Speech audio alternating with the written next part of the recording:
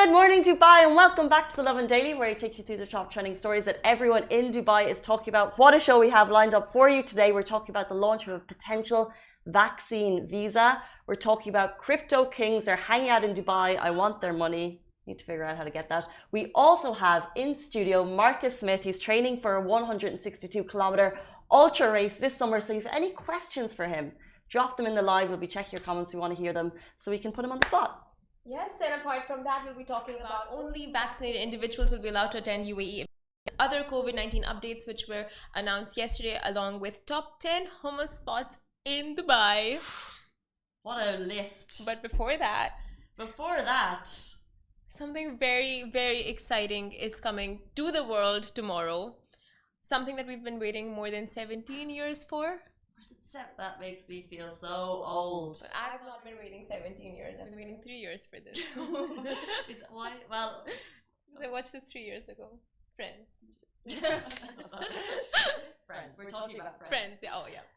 You know, when we talked about the reunion, because usually all of our content in Lovin Dubai always has a Dubai link. We always want to talk about something that's relevant to you as people in Dubai. When we mentioned the Friends reunion, our DMs were flooded with questions. Where can we watch it? Where can we watch it? When is it going to be on? And the great thing about tomorrow's reunion is that one, you can watch it in Dubai. You might have to pay for it. Two, it's at a friendly hour. It's in office time. Okay. So we can... You know what? Calls for a day off. Work from home day. If I ever heard there was a reason for one, this might be it. This might be it. So I'm taking my leave tomorrow. No, we're gonna have a viewing party in the office. Okay, never mind. 11 a.m. tomorrow, OSN are streaming it. So what we're doing, someone has an OSN subscription. I believe Richard does. And we're gonna have a viewing party. But I don't know. I'm super excited. Unscripted. I believe James Corden is the one who's doing the interview. Love him so much. All of the friends are gonna be there, and we're gonna have a massive debrief after it. I cannot wait. But do you have a favorite friend? Friends? Do you have a favorite friend? Ross. Really? Yeah. I feel like he's too aggressive. He's I think the obvious favorite friends are Joey and Rachel. I love Phoebe. I live for Phoebe. Phoebe used to be my favorite. I feel like you're a mix of Monica and Phoebe. That's a mix good. Of Monica and Phoebe. I think I've told you this before. Everyone wants to be a Rachel and a Phoebe. Oh, Rachel. Oh, no. Rachel is a bit whiny. Yeah, no. I feel like I'm a full-on Phoebe, but you're a Phoebe-Monica mix. What's Richie? Oh, Ross. Definitely Ross. But you know what? You do an amazing Ross impression. Just putting it out there. The sandwich. Where's my sandwich? My sandwich! But yeah. Guys, tomorrow 11 a.m. if you're as excited as we are, join the viewing parties, get that OSN subscription and start, because I promise you, if we watch it, our friends' impersonations will get better. But we're going to move on. This is an exclusive. The launch of a vaccine visa in the UAE. This is massive, and it's basically big if you have friends in other countries who are looking to get that vaccine, especially in countries that are struggling to get it. It's actually been a question for some time. Will the UAE create opportunities from people from other countries to come and take the vaccine here in Dubai? So yesterday, government update said that 78% of the total eligible group have now been vaccinated. That's here in the UAE. And as we inch towards the objective of vaccinating all eligible adults by year end, the UAE is now looking towards welcoming individuals from other countries to take advantage of the smooth vaccination process here in Dubai. So yesterday, in an exclusive to Smashy TV, that's an Arabic business news and tech channel, Mohammed Amir Saeed, he said that the UAE will soon launch a vaccine visa, which basically means it would allow people from other countries that have difficulties obtaining the vaccine to come to the UAE, take the vaccine here and leave. And if you're watching on our Facebook show, you can see the footage here beside us. This is massive. So he mentioned Turkey, he mentioned India, opening up the opportunity of a vaccine visa. We don't have it's not fully official yet. This just means that it's in talks, but it's fantastic. Love it. That is fantastic. Vaccine visas. Exciting. A lot of vaccination rollouts. How many times did I say vaccination in the last? I feel like this whole show we're going to be saying vaccination quite a bit. But this is like, we have the updates from the government, which Simran is going to talk to us shortly. But the fact that we're nearly at 80% of the entire population to be vaccinated is huge. And of course, I think, like I said, the question has been, what's going to happen when we get to the 100%? We have an incredible vaccination rollout process. If you've talked to anyone who's actually got the vaccine, for me, I was in and out each time within 30 minutes, and I was at Barsha Hall, which is quite a big place, a venue for vaccination. Like they have it down to a T. They have the technology, they have the vaccinations. We have 4 vaccines approved here in the UAE, and now eventually, hopefully, they will open up this vaccine visa, basically make it easier for countries who have difficulty obtaining the vaccine to come here and take it. So I just think it's incredible. The UAE is always looking ahead, and this is one of those stories that's just super positive. Honestly, and we're so spoiled for choice in Dubai when it comes to everything. Now you're spoiled for choice when it comes to vaccinations as well. Like you have different options. But yeah, very privileged. Very privileged. But this is how we achieve herd immunity, through getting vaccinated. All of us. It's like a community effort, not one person going like, no, like. We gotta do it. We gotta make the time. Take a day off work. Take 2 days off work so you can, rest it out. But yeah, do book your appointments.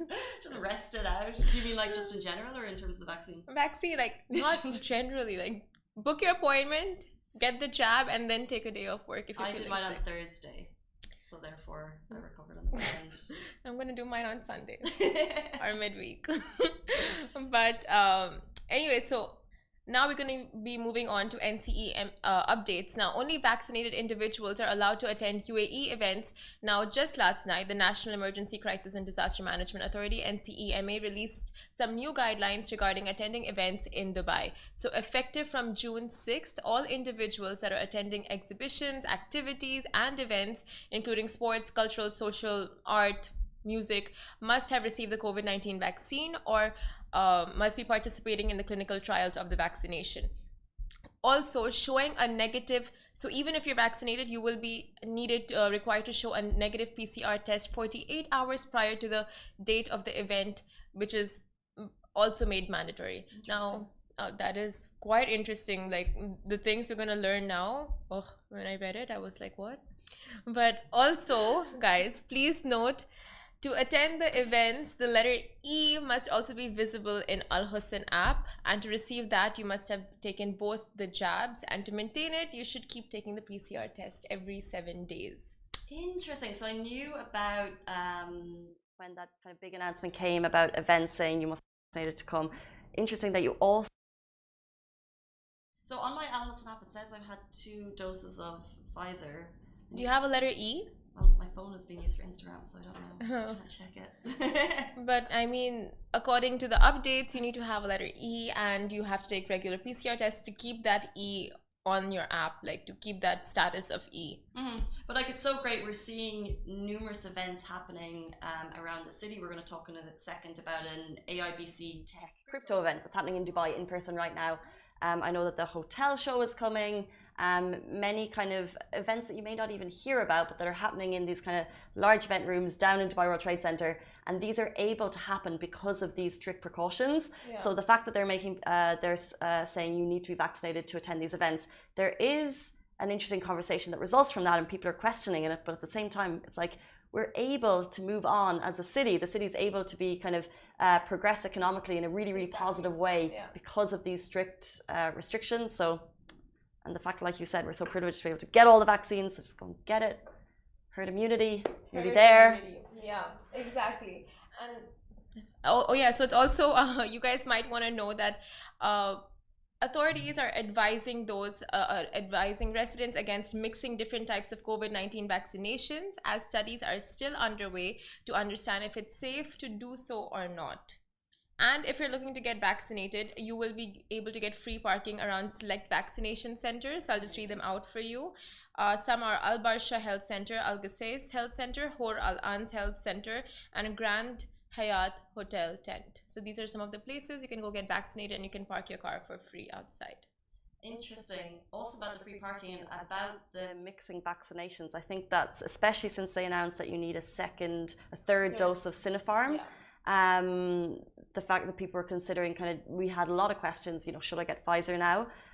But they are suggesting get a third dose of Sinopharm. However, if you are going to get that third dose of Sinopharm, you need to complete a medical check before you get it. You'll need to go to a specific clinic. Check, right? I think it's also a medical check to make sure that you are eligible to get the third to get the third dose. So it could include an antibodies check. Okay. Yeah. I think it's part of the tests. They test it out anyway. Yes, then therefore you don't need the third dose. Yes, if you have enough antibodies. Yeah, exactly. That's what I read this morning. There might be other tests as well. So if you're thinking of switching to a different vaccine, the word from the top is don't do it. Just go and get your medical check to see if you're eligible for the third dose. Let's move on. A photo went on our Instagram yesterday of a Lamborghini wrapped Bitcoin, and we're all talking about it. Crypto kings are hanging out in Dubai, and they're here for one reason. So the AIBC summit is here. So tech fans, you may know, but if you don't, I had no idea. The AIBC and AGS Summit is a world-class event that's bringing key brands and individuals from the emerging sectors of AI, blockchain, emerging tech, and forms of online marketing and affiliation to discuss the future. So it's a 3-day in-person event. They're all talking about crypto, and we're talking about the Bitcoin wrapped Lambo that was parked outside, because it's basically a nice show of Bitcoin wealth. How do we get it, Simran? When are we going to become crypto kings? You know what? I think it all depends on Rich, and when he teaches us his ways. But you know what I was thinking? So there's a number of types of cryptocurrencies, right?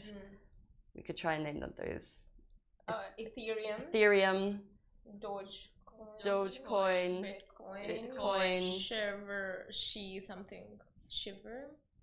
I don't know. I heard Abdullah asking Rich for advice yesterday. I'm like, well, go-to man for crypto advice.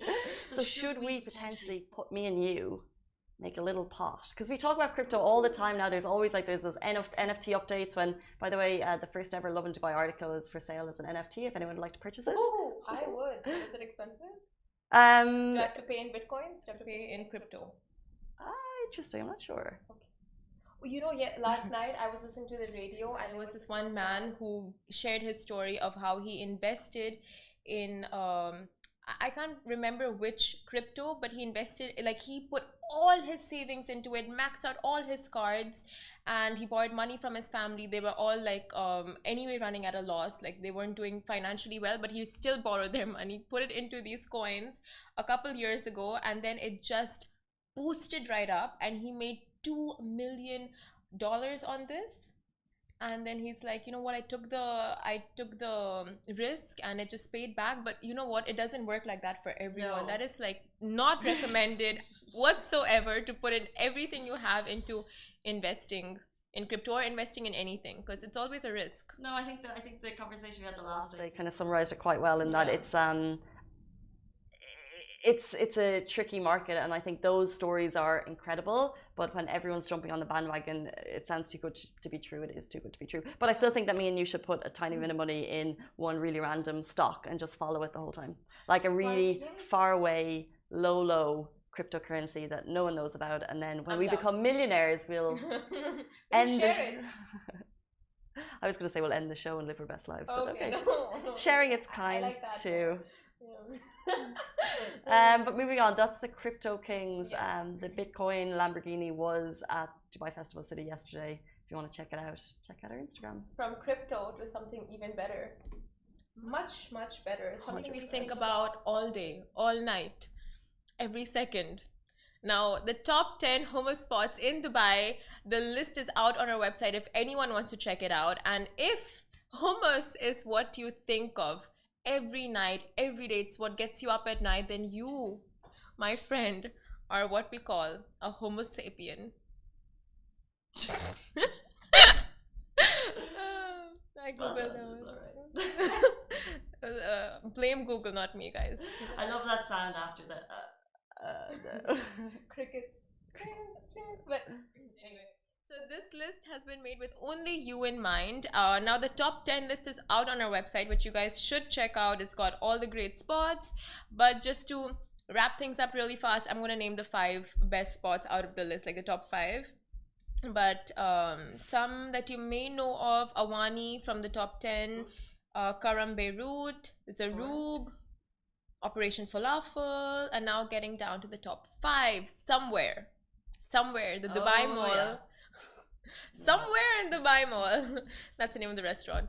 You'll find an actual hummus bar. The beetroot hummus there definitely wins by a hummus-filled landslide, and there are 3 Bam, bam, bam, all day today. with the hummus buns.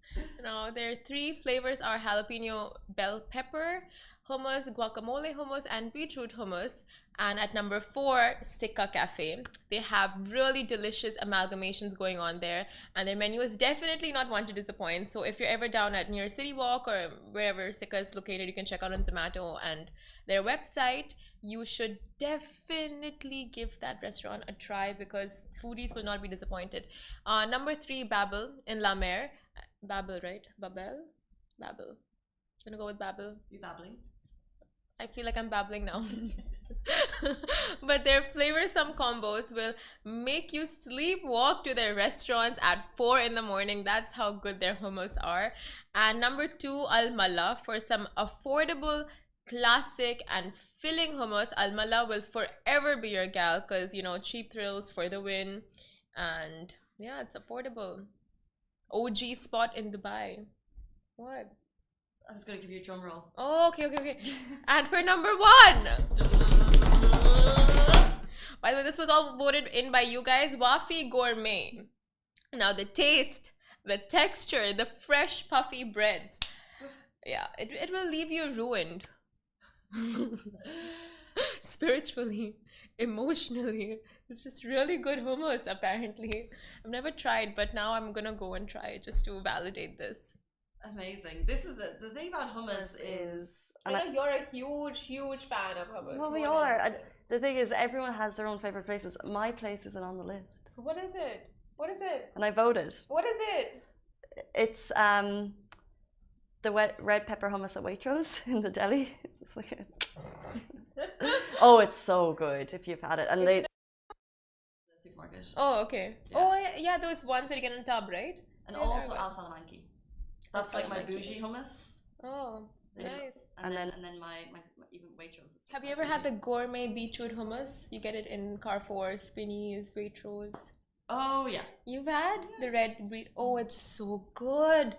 Beetroot hummus is the best. I love how hummus has evolved, especially in recent years. There's like you go places and there's like carrot hummus and guac.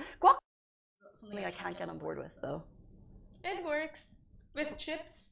I know, but it's like guac itself is so good as a standalone.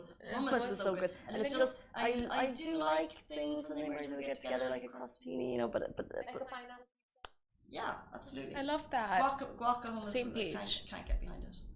Guacamole. Works. I mean, works for some, doesn't work for some, but beetroot hummus. But do you have any favorites? No. Marcus? I don't like it. Not a hummus person? Not really. It's chickpea based, it's protein, it's healthy. Okay. 100% makes you fart. Oh. You heard it here first. Yeah, those are when you want that reaction. Well, check those top 10 places. Yeah, not all of them will make you fart, but yeah, moving on. On that note, Marcus Smith is an entrepreneur, he's a motivational speaker, he's an international athlete, and right now he's in training to run a 162-kilometer ultra race in Spain this summer. Stay tuned after the break, we're going to be talking to him and taking your questions.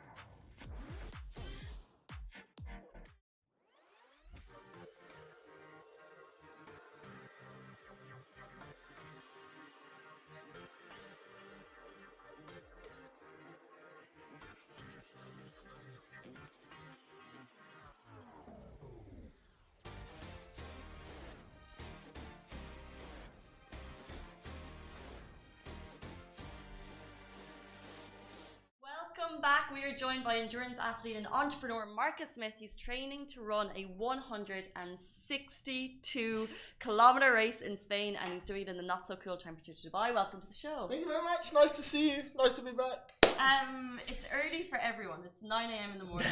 Sibrid came in and she was like, I love doing the show. Well, she said you like doing the show. The mornings are tricky, but you've been up for hours. Yeah, as always. What's it?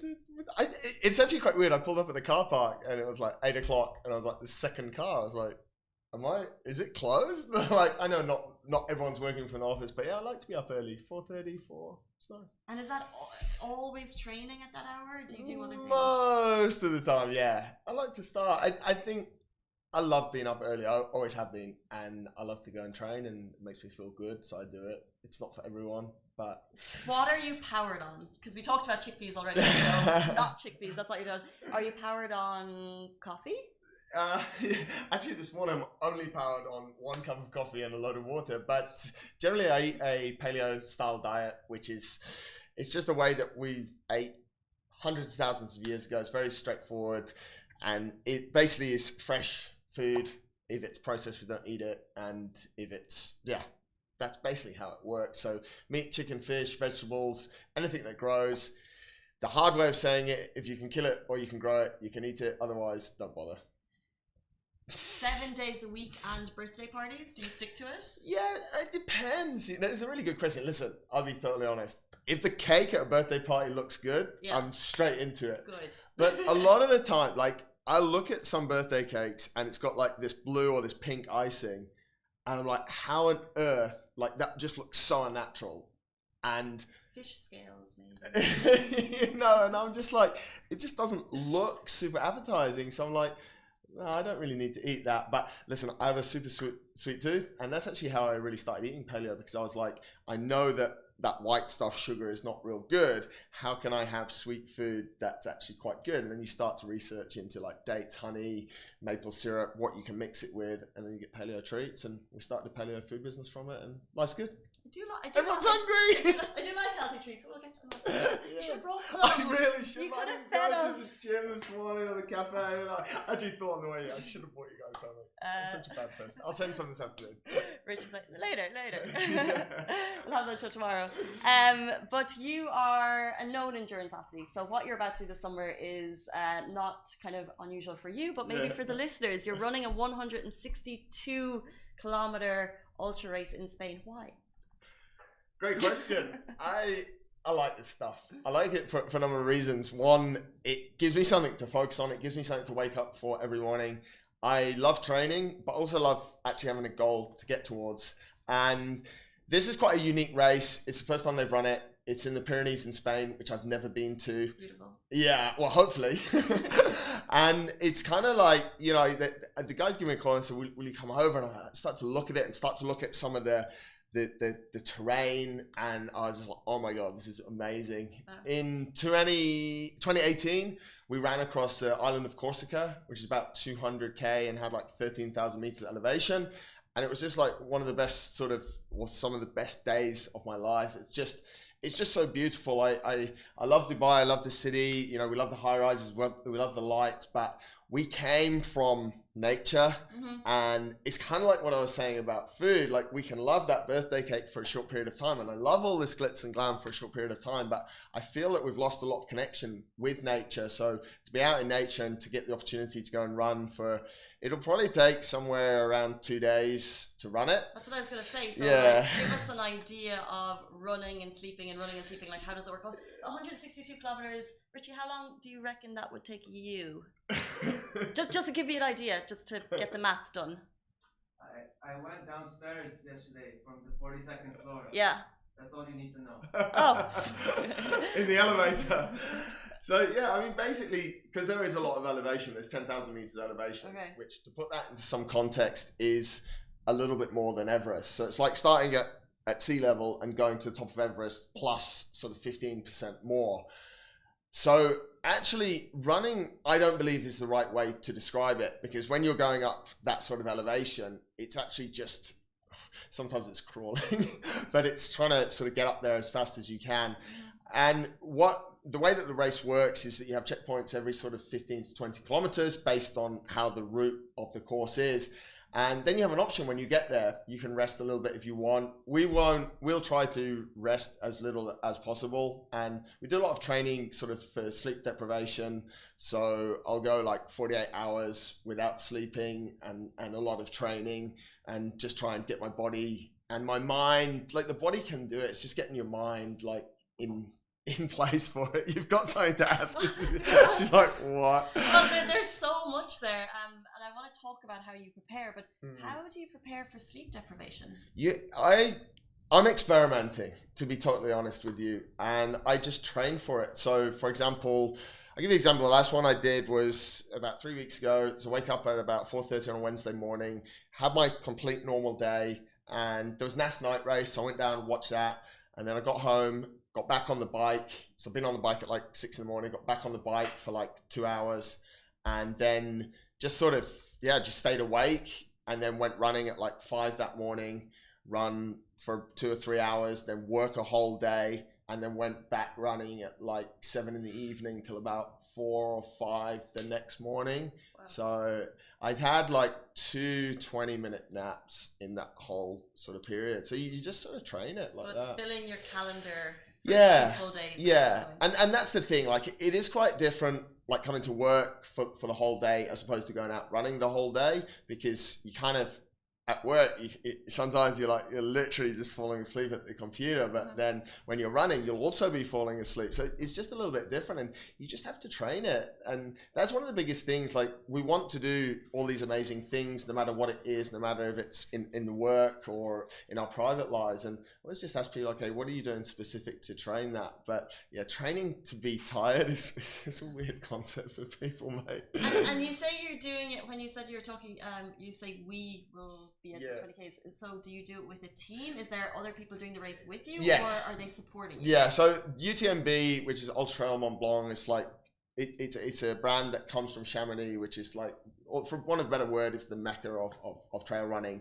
So there'll be a lot of people. It's under that brand. It's in Spain. There'll be a lot of people there, and I think I'm quite fortunate that a guy who I've been doing stuff like this with for a long time, Rob Jones, we now work together. He works for me as a run coach. So we kind of, we stay together pretty much. We ran across Corsica together. We've done loads of stuff, and it's quite funny. People are always like, what do you guys talk about? And we're like, yeah, we don't.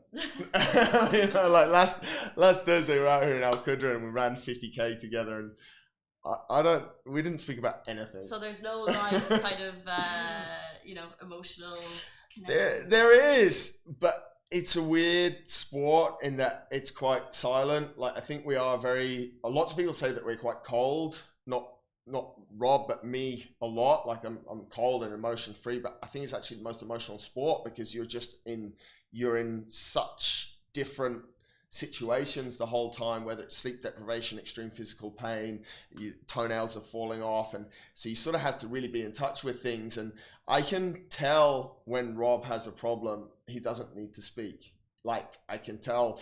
Even another guy that was with us last weekend, Tom, we were running, he was about 50 meters ahead of us, and I said to Rob, I said, he's got a problem, and we can just see it in his body.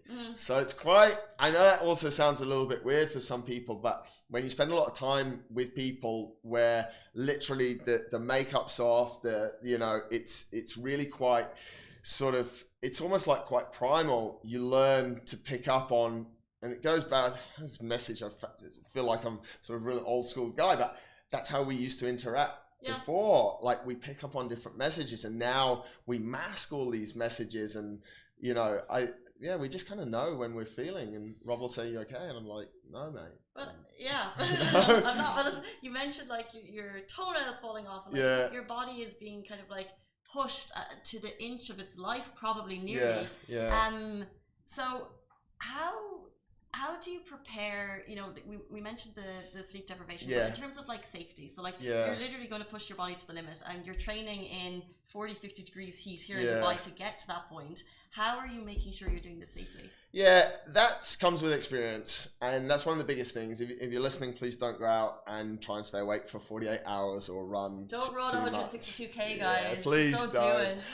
It comes with experience and knowing your body. We know I'll give you another example. The guy that we saw had a problem pulled out of that event 5K down the road. He's like, yeah, I have a problem. So a lot of it is just really being in touch with your body. And I always say this to people, just wake up in the morning, and as soon as your feet hit the floor when you get out of bed, just scan your body. How am I really feeling? What feels good? What doesn't feel good? And then the second moment of truth is just go and have a look at yourself in the mirror, see how you feel, and just start to really get in touch with your feelings and stop asking people how you should feel and looking to social media to see how you should feel, and actually just understand yourself quite well. And then hopefully you won't get into a situation that you can't get out of, but sometimes it happens. But this is the thing, because it's kind of mind over matter, because you want to listen to your body. So if I ran 20K yesterday and I was trying to train for, let's say, 20K 5 days in a row, and my body was telling me no, but mentally maybe I'd be able to push myself. So how do you kind of balance that? Your body's not able for it versus actually I just don't want to get out of bed today. Yeah, it's sort of interesting. It depends how important that getting out of bed is. And you know, if you get out of bed, so let's take a simple example. You get out of bed, you're supposed to go to the gym. You went to the gym yesterday. If you get out of bed and you just feel like you really want to do it, like you're so fired up or not, but your body is giving you a different message, then you have to make a decision. And a lot of people say, no, I have to do it. You don't really have to do it. If your body's trashed from the day before, what's actually going to be the benefit of going to the gym today? And it's the same in our training right now. Of course, when we're in the race, I don't care if I finish the race like hobbling with one leg and half my leg hanging off because I'm going to that race. But if I go training tonight and my body doesn't feel 100% and I feel like I'm doing damage, so I can't turn up and train tomorrow, then the mind has to be smart and say, just pull back. So there is a lot of conflict. I know that maybe doesn't answer that 100%, but I wanted to create awareness for people around a connection. The mind and body is one. We're always saying mentally strong, physically weak, or the other way around, but we're one. Sometimes we have to separate them, but a lot of the time we have to help them to work in unison so that we can do what we want to do. It sounds like it's just about being smart and knowing your own body. It is. I mean, honestly, thanks for summing it up so simply. That's exactly what it is, but how much time are we investing understanding what happens to our body? Because generally we'll say, okay, I'll go to the gym and we only do it for 2 or 3 days.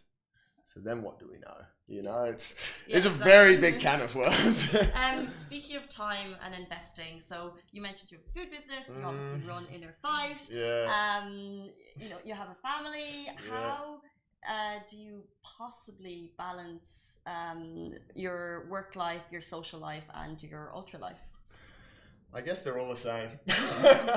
And like we spoke about earlier, I don't watch TV or anything like that. I look at the week and I'm like, okay, what do I need to give to Holly this week? And she's always number one, and I don't want this to sound bad, but she's number one in my calendar. So like, what time can I spend with her? What time will I spend training? And I just try and get really organized. So like on a Wednesday, I'll try and plan for the next week and just try and make everything work. And I think sometimes as well, and people will go through this, it's like, why are you actually working those extra hours? What satisfaction is it going to give you? And sometimes I've created a position for myself that I'm like, I don't have to work if it doesn't make me happy. And sometimes I'll have less training load weeks so I can go a little bit more all in on work. And sometimes I'll have higher training load weeks, like today and tomorrow I won't work at all, you know, except a few messages here and there, but I probably won't sit down in front of my laptop, and probably until Sunday now, you know. So, but You've planned that, that's organized, that's just not like I'm taking 2 days off. Yeah, exactly. And you know, I'll always, so it really is just been a little bit of a time management, sort of like being really anal about it. And also I think saying no to things like how many things can we go to? Do you know what I mean? And what value? 100%. It's like, stop inviting me to anything. Like, luckily now I don't get invited to a lot of stuff, but you know, you have to be confident to say no a lot as well. That's a massive thing that people have an issue with, saying no. And my brother Rich, also our boss here at Lovin Dubai, he is also massively into fitness, and he has really kind of, I guess, perfected the art of saying no, to the point that I just kind of would, let's say I see my mum all the time here, but I just rarely invite him. But it's tricky. Yeah. But it's like having that power. So if you're watching this weekend and you have plans and you'd rather get out and exercise, just go and do it and just do you, because you'll feel better after it. I think that honestly, and if you take one thing from what we're chatting about today, that's it. Like, I don't think people should go and run, 162k for 2 days and not sleep. I think you should do you. But to do you, and the hardest thing is to ask yourself, like, what is me? Mm-hmm. And then that decision-making process of, I'll say yes to that, I'll say no to that, it's super simple. And that motivation to wake up in the morning and that motivation to go to bed, like some nights, I'm like a kid at Christmas. I cannot wait to go to bed because I'm so excited. And people look at me like, Marcus, you're 42, like you're not supposed to behave like this, but I'm genuinely super excited. Yeah. Because I know I've made these decisions about what's going to happen tomorrow, and I'm just excited to do it. So, and I just hope that people can try and sort of dig into that relationship with themselves. Well, that's fantastic passion for fitness, and I love that. And we're talking about people here in the UAE potentially getting involved in the ultras scene. Yeah. I see a lot of pictures on Instagram of people hiking at the weekends. Yeah. They're in Ras Al Khaimah, they're in Al Ain. However, there's like this nice pictures at the top of the mountain, but there's actually the journey there. And if you are inspired to go out this weekend and exercise, follow this conversation. I would love that. However, it's not as easy as it looks. Yeah. And for anyone thinking about getting involved this summer, do you have any tips for them? Yeah, it's actually quite timely. I on the Inner Fight podcast, which I've done for a number of years, I released a show the other week which talks about all these great places that we have in the UAE, and we have a lot. Yes, we do. There is a little bit of a warning. The timing of my show is terrible because it's coming into the hottest time of the year. Uh-huh. These hikes and the terrain that we have here is absolutely brutal. Yesterday was like 45 degrees. My tips is, firstly, go with someone that knows what they're doing, and not someone that's read Google, but someone that really knows. Secondly, you might not get to the top on the first day because it could take 3 or 4 hours. You have to get down. And really the most important thing is you have to take stuff with you. Like, people go out with 500 mils of water. You will not live on 500 mils of water for like 3 or 4 hours. Mm-hmm. This is Mother Nature. It's brutal. It's super hot. There's no wind. There's no Uber. There isn't even any phone signal out in these places. And I see it a lot. I'm sat out there. There's helicopters rescuing people every single weekend. This is it, right? It is really dangerous. And I think half a dozen people almost each season or each year pass away in the mountains here. It's really quite serious. People just think, oh, it's a nice trail. It's not. There are a lot of safe routes to go, and it is amazing. And I think honestly, I think it's one of the greatest things from the COVID effect. We've just seen more people getting out into nature, and it's brilliant. Ras Al Khaimah Tourism are doing a great job to welcome people, and even out here in Al Qudra and Dubai, there's just so much. But I can't emphasize enough, please be careful and go with someone who knows what they're doing. Knowledge is power, people. Yeah, it's awful. I think that would, let's say, the majority of society of people who are interested in getting out and doing little hikes. However, there's a smaller subset who are very keen, no offense, who are very keen to get involved in ultra racing, and there is a scene here in Dubai that's growing. Yeah. But how can that become more professionalized here in the UAE? That's interesting. I think it is, and I don't think it's something that you can really fast forward because of the history of where ultra runners come from and the breed we are. We don't want huge events. We don't want big course markings because it damages the environment. Is there a race, just to, sorry to cut you in, is there an ultra running endurance massive race here in there's a few. They obviously, not many took place in the last 2 years really, because the season's finished now, but there are quite a few. Okay. There's one out in Al Qudra, and there's quite a few out in the mountains, and they range from 100Ks all the way down to like 20Ks. And they're coming and they're getting better. And the main thing is that, as I said, a lot of the governing bodies for tourism are developing the trails, which is fantastic, making them safer. But yeah, it's weird. It's almost, we're kind of a little bit selfish as well, that it doesn't have to be bigger and better. It doesn't. And I love Dubai. I've lived here for 40 years. But in trail running and in nature, we don't have to be big the whole time. Like, be big here, it's cool, but out there, let's organize small races and let's just see. For me, participation and people out on the trails or in the mountains having a good time safely is what the measure should be. It doesn't always have to be big races with fanfares and stuff like that. But as I said, I love nature and I don't like it destroyed, because that's the thing as well. Like, people leave obscene amounts of litter out there, and that's horrible. But that's life. We're humans. Don't leave your waste. It's a topic we talk about on the show quite regularly, just like the beaches, camping, even Al Qudra. Like, it's just sometimes the amount of waste there is just crazy. So it's something that we try and talk about a lot to just bring awareness to it. Yesterday, before you came on the show, we posted a photo saying you're joining us on the show. Because I don't have any questions. We got a couple. One that I'd like to jump into quickly is, your mindset is one of the best. How do you pass that trait on to others? Yeah, that's a really nice question. Thanks a lot. I think it's just trying to figure out for people what I was saying earlier, like what makes them tick, and putting them in different situations, asking them different questions, because I think, okay, I have a certain mindset, but it's mainly from experience and mainly from continuously asking myself questions. Like, every day when I get up, how do I feel? So we coach a lot of people put their trust in us, which I take very personally and very sort of seriously, that when someone comes to me, they give me their body and their mind, and we're just trying to sort of unpick things and just trying to figure out. So that's what we're trying to do. And, you know, I spent a lot of time in the corporate world, and that made me happy for a long time. But then when I started getting into human performance and really trying to figure out how humans do things, it's just fascinating. And we just try and pass it on to people, and we will give people certain almost doses of medicine, I'd call it, that we know will push them. So, you know, whether it's come out to Al Qudra and do something, or go out in the mountains, or you're going to run for 40K or 20K, it doesn't matter. We'll just look at the individual and we'll say, okay, what will teach that individual the most? And what will, as Goggins says, what will callous their mind the most? You know, I think that's if anyone hasn't read his book, that's probably the best phrase from his book. Like, we're just doing things to try and callous the mind and make it a bit stronger. And it's a passion to pass it on to people. I don't see it as a job. We're just trying to help people, and we know that if they take these things, they'll live great lives, that's cool as well, I think. That's so interesting, just kind of the study of human performance. It's great. Really. Moving on, and just two more questions before we leave you. Ahead of these kind of ultra races, do you get scared? Do you get nervous? I think I do. Yeah, I do. But it's because I know, and this is the thing, like, a lot of people say, if you're not nervous, you know, it's not hard enough, and all these big motivational quotes. But yeah, I get like this nervous excitement because I know that I want to try and go as hard as I can. And there's an inherent risk to that, going too far and dropping off the edge. And the sort of key in life and in endurance sports more specifically is how can we buffer the edge for as long as possible whilst keep on moving forward and not falling off.